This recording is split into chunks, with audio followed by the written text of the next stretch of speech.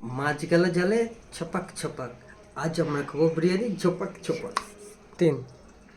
Dialogue বাজি ছাড়ো, বিরিয়ানি করতে চলো। আগে থেকে চিকেনটাকে ম্যারিনেশন করে রেখেছিলাম।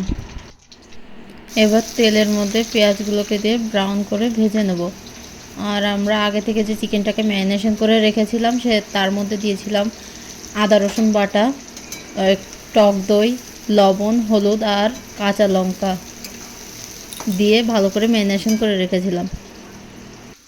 এবার ভাজা পেঁয়াজগুলো একটা পাত্রে তুলে রাখবো। পেঁয়াজগুলো ব্রাউন কালার হয়ে গেছে। এবার কড়াইতে আর একটু তেল দিয়ে তাতে তেজপাতা, কেটে রাখা পেঁয়াজগুলো দিয়ে ভালো করে নেড়ে নেব। পেঁয়াজটাকে একটু লাল লাল করব, তারপরে তার মধ্যে আমরা ম্যারিনেশন করা চিকেনটাকে দিয়ে দেব। এই চিকেনটাকে আগে থেকে ম্যারিনেশন করে রাখলে টেস্ট আরও দারুণ আসবে। এর জন্য চিকেনটাকে আগে থেকে ম্যারিনেশন করে 40 থেকে 45 মিনিট রেখে দিতে হবে। এবার ম্যারিনেশন করা চিকেনগুলোকে একে একে কড়াইয়ের মধ্যে দিয়ে দেব। তারপরে চিকেনগুলোকে ভালোভাবে কষিয়ে নেব যতক্ষণ চিকেন থেকে তেল না ছাড়বে। চিকেনটা কষানোর সময় ভালোভাবে খেয়াল রাখতে হবে নিচে থেকে যেন লেগে না যায়, কারণ এতে দই দেওয়া আছে। দই দেওয়া জিনিস খুব তাড়াতাড়ি লেগে যায়। এবার আমাদের চিকেনটাকে কষানো হয়ে গেছে। আগে থেকে করে রাখা ভাত, এবার হাঁড়িতে ঘি লাগিয়ে নিলাম, তার মধ্যে আগে থেকে করে রাখা ভাতের একটা লেয়ার দিয়ে দেব। ভাতগুলোকে ভালোভাবে পাতিয়ে দেব। তারপরে ওর উপরে একটু লবণ, একটু বিরিয়ানি মশলা,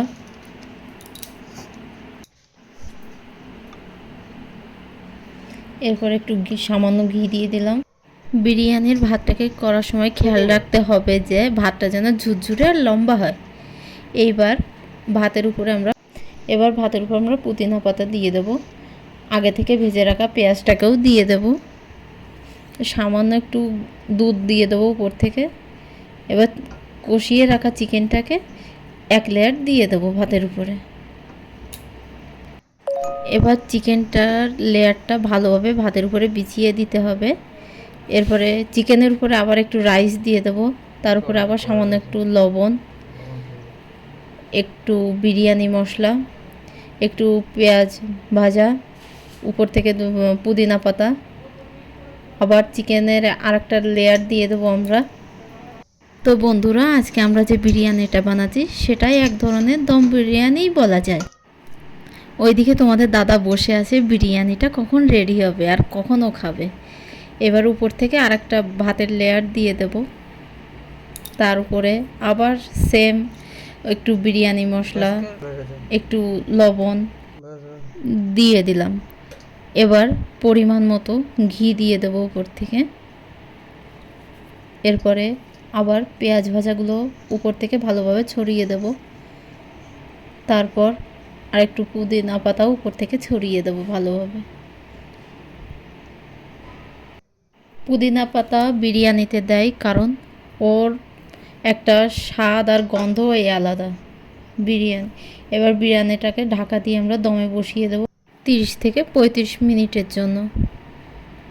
তোমাদের দাদা তো অপেক্ষায় আছে কখন খাবে। এবার দেখো, তোমার দাদাকে দিয়ে দিলাম বিরিয়ানিটাকে, সাথে রায়তা, স্যালাড।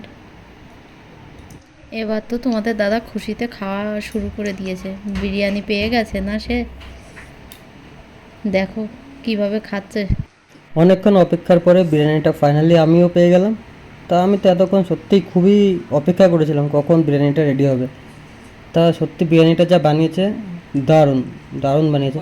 বাইরে বিরিয়ানি খাওয়ার থেকে বাড়িতে যদি এই রেসিপি ফলো করেন আপনি, তাই আপনিও খুব সুন্দর সুস্বাদু বিরিয়ানি বানাতে পারেন। আর এই চিকেন লেগ পিস, এই এক একটা লেগ পিস যদি আপনার পাতে চলে আসলো, তার মানে তো আপনার দিন হয়ে গেলো। ওয়াহ, চিকেন লেগ পিস মনে পড়ে কি আপনাদের এই ভিডিওটা? তো আমারও সেই সেম ফিলটা আসছে এখানে। তো আপনারাও বারে করুন, আপনারাও মজা নিন এরকম বিরিয়ানি। শুধু তোমাদের দাদা নয়, এবার আমিও শুরু করলাম খাওয়া। সত্যি কথা বলতে আমিও ভাবছিলাম কখন আমিও খাওয়া শুরু করব বিরিয়ানিটা। দারুণ। এবার আমিও তোমাদের দাদাকে দেখিয়ে দেখে লেগ পিসটা খেলাম। বিরিয়ানি বানানোর সময় যে গন্ধটা আসছিল, তাতেই আমার খিদে ডবল হয়ে গেছিলো কখন আমি খাবো। তো আজকের বিরিয়ানিটা তো বেশ ভালোই হলো। তার আপনাদের বিরিয়ানি যদি ভালো লেগে থাকে তাহলে চ্যানেলটিকে সাবস্ক্রাইব করে দিন আর লাইক করে ধন্যবাদ বন্ধুরা ভিডিওটি দেখার জন্য।